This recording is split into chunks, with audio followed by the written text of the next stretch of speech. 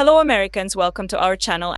This video is made by free videos from Storyblocks, and these images in video we use just for explanation, and it's free use also.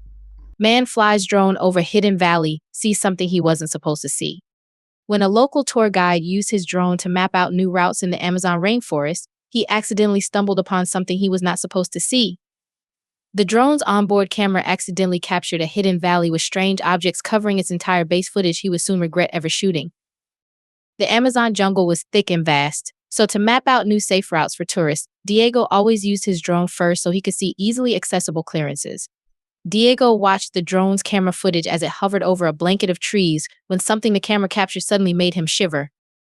There was a massive opening coming up in the tree line that was definitely not there last week. Diego's drone had hovered over these parts of the jungle many times before, and he always marked out anomalies.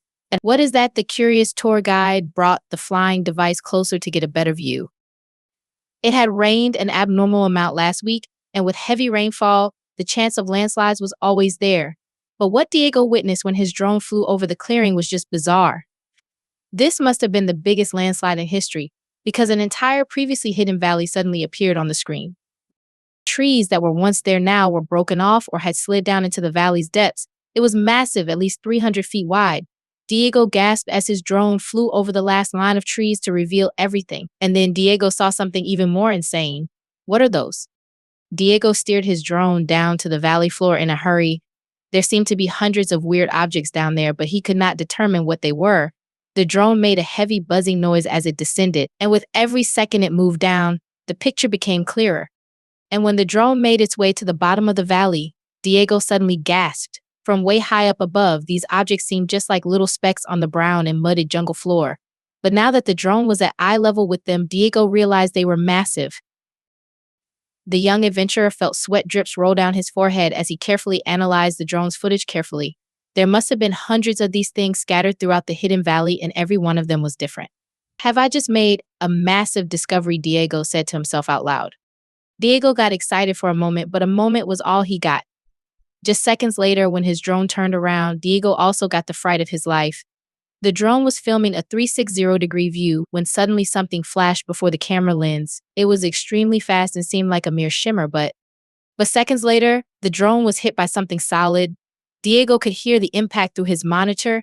The drone fell to the ground and froze on the last image it captured. What the hell is down there? Diego uttered. This was bad. He needed his machine and knew he needed to fetch it, but if something hostile was down there, it could potentially harm him.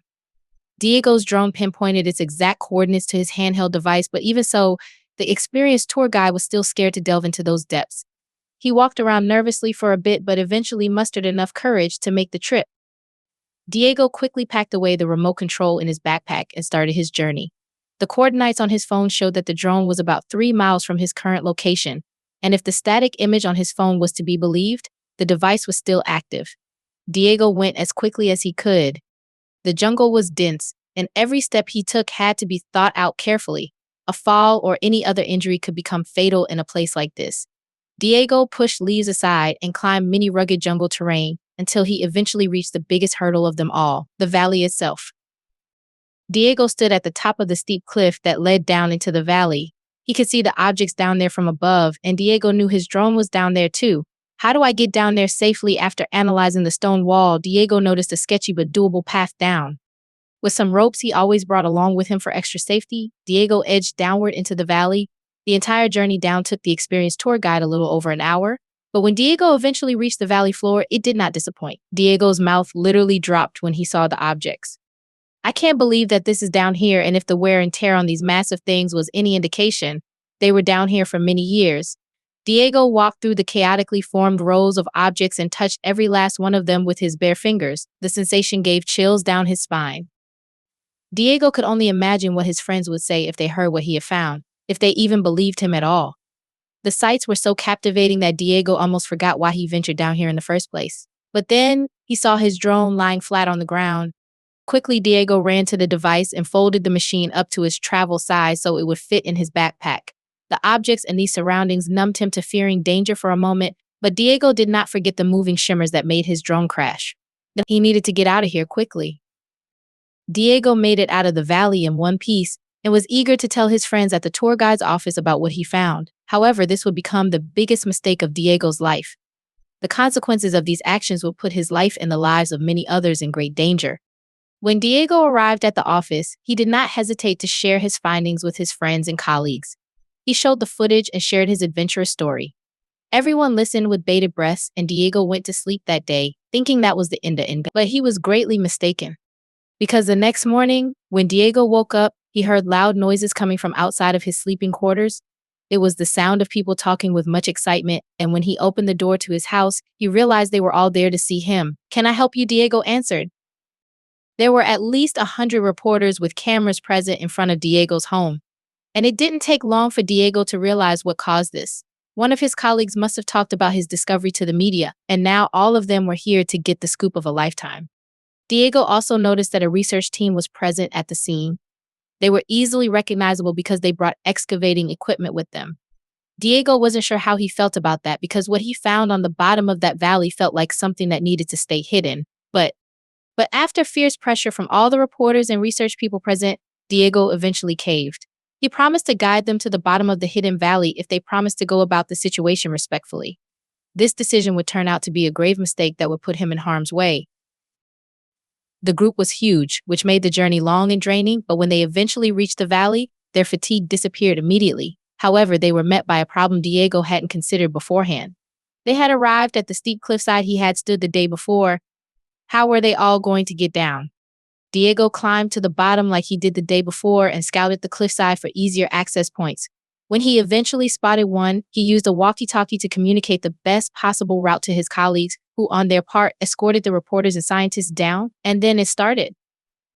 The media crews set up their cameras and captured every inch of the valley on film.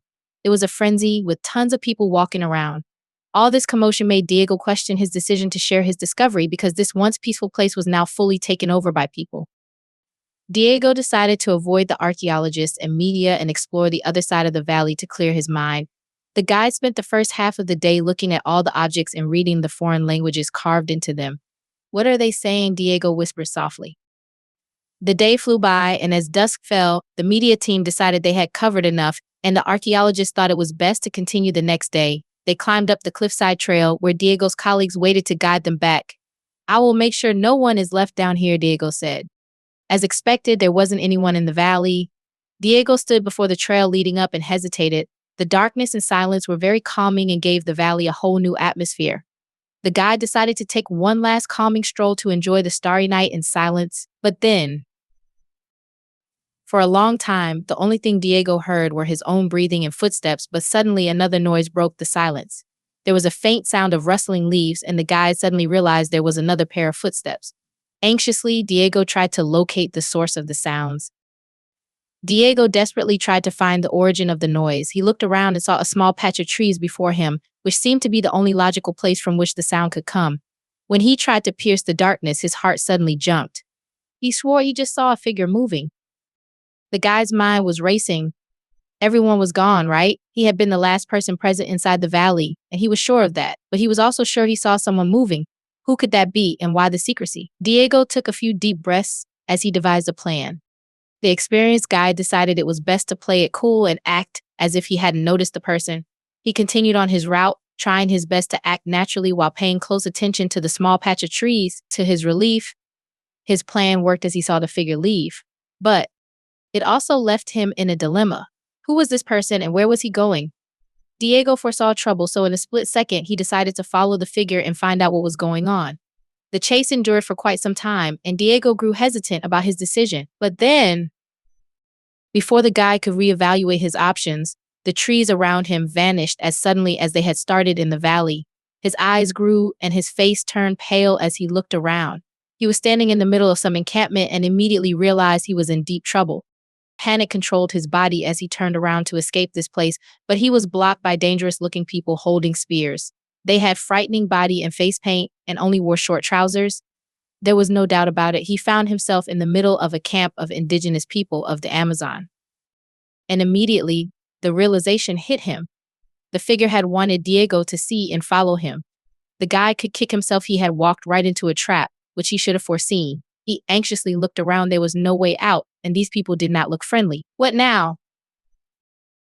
Then, the group surrounding him broke their circle, and a chief-looking person approached him. He spoke to Diego, but the guy couldn't understand the language. A confusing moment followed, and another person came forth. He spoke Diego's language and introduced himself as Lautaro. "I will translate," he said with a thick accent. Diego really had to focus on Lautaro's explanation. His accent was hard to understand, and the chief talked over it with a booming voice. "We lived in peace and tranquility for years, and you destroyed that. Our burial site, a sacred place of rest, is now disturbed by outsiders." The tribesman spoke. "Thou?" The guy gulped, and sweat appeared from everywhere. "If this continues, we are forced to take action. We won't let your people destroy our heritage," Lautaro continued. Diego's eyes widened, and he looked at the group of people. He was initially worried for his own life, but he now realized there was more at stake. Diego explained he never wanted this to happen. He didn't know about the tribe's existence or that the valley was sacred to them. "If I had known, I would never have brought other people here. Please believe me, I will do everything in my power to fix this," he pleaded. "The chief will wait 3 days. Then we move," Lautaro said ominously. Diego nodded hesitantly, not sure what this meant. Could he go? Did he have 3 days to solve this situation? The group around him broke, and Lautaro gestured for him to go. Diego's mind was racing. How could he fix this? Diego arrived at the resort late at night and in a daze. He didn't sleep at all and wrecked his brain the entire night. The archaeologists wouldn't stop if he asked them to, so how could he stop them? Then, something crossed his mind. Did he need to stop them? A smile appeared on his face. That thought had given him the perfect idea. He couldn't stop the archaeologists and researchers from destroying the sacred grounds, not on his own. He returned to the tribe but took his camera with him. He documented the tribe for a whole day and took the footage to the local government. The local government was amazed by Diego's story and couldn't believe what they saw in the footage. "There's a local indigenous tribe. Who would have thought?" one of the board members said, but their mood shifted after they heard Diego's full story. "We have to do something before things go horribly wrong." Diego was relieved to realize that the board members shared his sentiment about the situation and immediately took action. "This incredible place of rest and history needs to be kept private and not destroyed by modern hands," one of them said. The tour guide smiled. "So what can we do?" he asked hopefully. Diego explained that the tribe's chief had given him 3 days to solve the situation, and the second day was almost over. So the local government issued an expedited law which ruled that the valley immediately became a protected area where the tribe could live undisturbed. Diego rushed to the tribe to share the news. The tribe was happy that their home was now protected by law and could no longer be disturbed. They thanked Diego for his help, realizing his small hiccup was unintended. The law preventing trespassers provided them with even greater protection than staying hidden. A very welcome outcome for the tribe. Diego would still visit them from time to time. At first, the tribe didn't really appreciate his random visits, but they started to like him over time. The tour guide became their spokesperson and unofficial ambassador and learned much about the tribe's history and customs he would share during his tours.